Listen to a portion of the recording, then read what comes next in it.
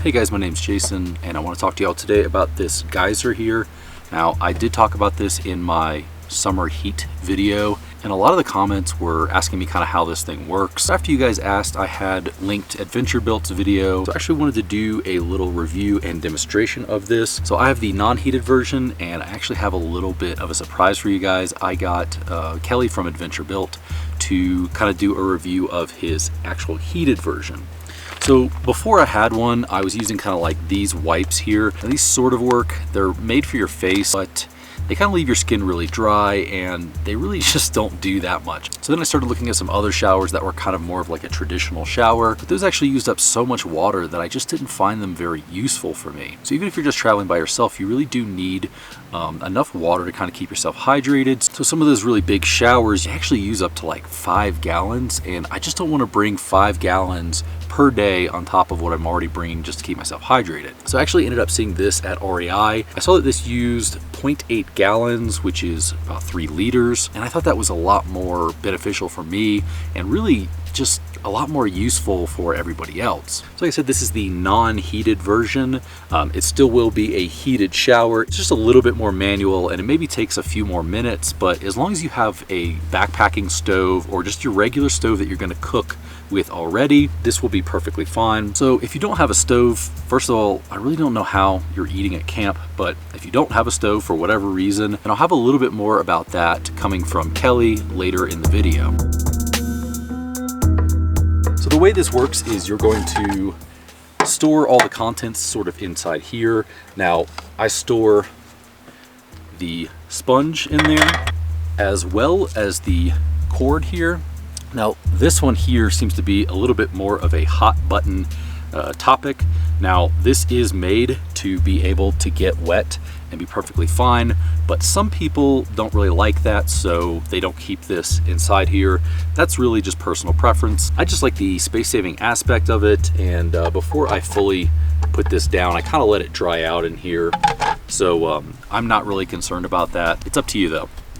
So this is going to be a little bit different than a traditional shower. You know, if you have a full-on shower, then you'll have a hose, a nozzle, and like a shower head. With this one, you're actually going to use a sponge, and the water is going to come out of the sponge, and you're going to use that on your body. So all you're going to do is take this, and you're going to plug it in here into this little quick release, which you can just pop it out like that. So the way this is going to work is after this is plugged in, you're going to turn this pump on, and the pump will pump out water, which you'll be able to regulate here. And you'll just use this on your body and water will come out of here. You can use a little bit more of a flow for longer hair or if you're, you know, really dirty. But, you know, I would keep it somewhere around like 1/3 of the way up, and usually that's fine. So while the non-heated and the heated version will work the same way here, the only things you will need extra for the non-heated version that I have is a little stove, just a little stove like this, or, you know, if you have whatever stove you have, however you cook, as long as it's a stove and it can heat up a liter of water, then you should be fine. The next thing you'll need is 1 liter of basically hot water, and then you're gonna have 2 liters of this for the cooler or just room temperature, outside temperature water. So the way it's gonna work is having 1 hot one and 2 of a lukewarm one. You'll be able to get somewhere around 90 degrees. This is how I actually do mine. Now this should be a little bit over 1 liter. So we'll be using this Sea to Summit here. Now this is like a little nesting thing, but you know, you can use any pot really. The reason I really like this one is it folds flat, but also we have the 1 liter mark right there. So one of these, or like a Nalgene, which will actually have marks on it. You'll just use 1 liter of this. So if you actually put too much of this heated one in there, don't worry, you're not going to burn yourself. It has a system in place that makes sure that you're not going to, you know, cover yourself in 3 liters of boiling water if you didn't know how to do this. It's pretty much dummy proof. So basically how I would do this is fill this up. So then all we're going to do is start boiling it. Now this is really fast boiling, so while this is boiling, I'm going to go ahead and pour the other 2 liters inside of the geyser system. That way when we pour this in, the ratios are already ready to go. Once this gets down to 95 degrees, you'll be able to use the system. All right, so this actually doesn't take very long to boil a liter of water. So it only takes like maybe 5 extra minutes of work, but ultimately this is, in my opinion, faster than waiting for the unit to boil itself. So as long as you can handle doing a little bit of extra work, I actually think this ends up being a lot faster.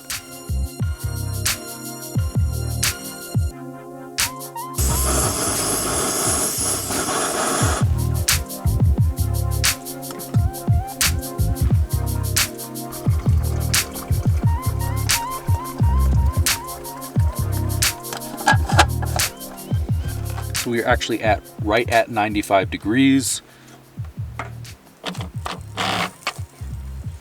We'll start hearing the pump flowing now that I've turned this on, and water has begun to come out of here. I forgot to mention this, but you definitely want to get some sort of camp soap. I think this may have just been from like Walmart or something like that, but you don't want to use regular soap out here as it could be damaging to the environment. So you're going to put some soap on here, kind of rub it in, and then once it's flowing, you're going to use it like this. So the water is going to flow out, and you're just going to wash yourself like that. So you have the regular soap side as well as the scrubbing side. So if you really need to get in there, then you can use this side. This is on a higher setting, so you're going to get obviously more water. You can hear the pump doing its thing right now, and I have it on a pretty low setting. So this would be perfectly fine just to go like that.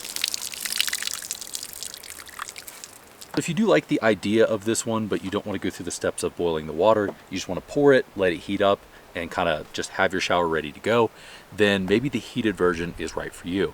And for that one, we're going to go ahead and talk to Kelly of Adventure Built, and he's going to tell you a little bit about his and sort of how he stores it and all that. So thank you, Kelly, for helping us out with this video.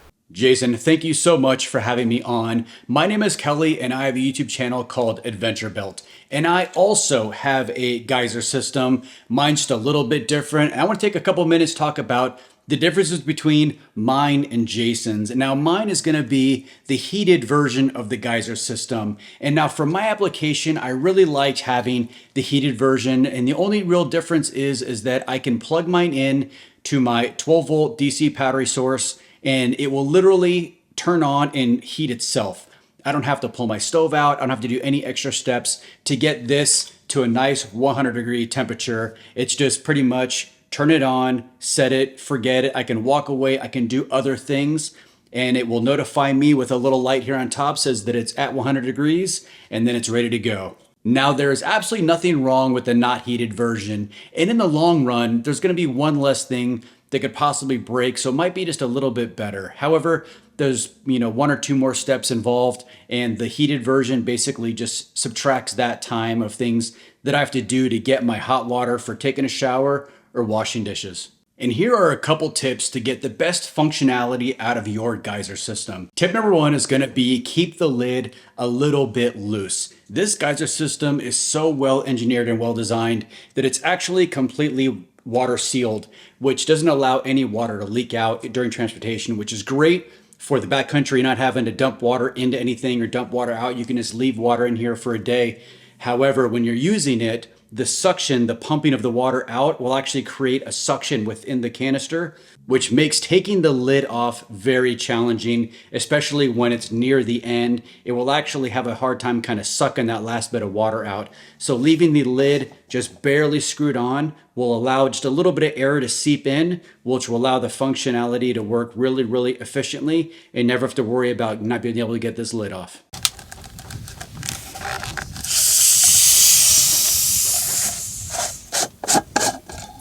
Tip number two has to do with the sponges themselves. Now, I found when washing dishes, what I'll do is I'll take the sponge here, I'll put some soap on it, and I'll wash the dishes. And then when I'm rinsing, I'll actually unhook it from this butterfly valve and just use the valve itself. And you can actually fine tune this to only allow a trickle of water to come out. And it just makes it a little bit quicker if you're washing a lot of dishes. That way you can wash then rinse, wash, and rinse, and you go back and forth with it. You don't have to wash all your dishes at once and then rinse them all at once. You can kind of piecemeal it just to make doing a lot of dishes a little bit easier. And my final tip is something that I believe is a must-have if you get the Geyser, and it's gonna be this guy right here. And this is the Apache 4800. You can buy these at Harbor Freight. They're very, very easy to find, but this will definitely save you if you have the Geyser, just because when I'm overlanding, I have a lot of stuff that shifts around in the back of my truck, and I just don't want the Geyser to get broken. There's a lot of sensitive buttons and knobs on top that they're ruggedized. However, better safe than sorry. It's just good peace of mind that nothing's ever gonna happen to your Geyser in a big beefy case like this. And if you guys want to check out my channel or my full review of the Geyser system, I'm sure Jason will put a link in the description below. Be sure to check that out. And Jason, thank you so much for having me on your channel. See you guys next time.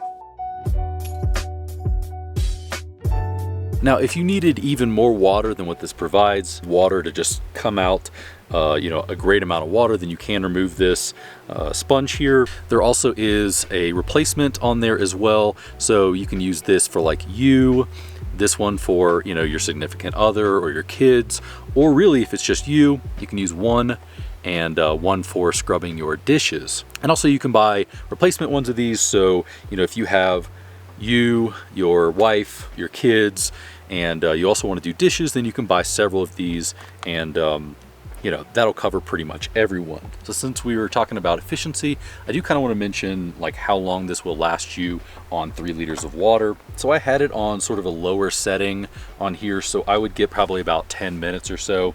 If you keep it on the lowest setting, you'll get 15 minutes of usable water.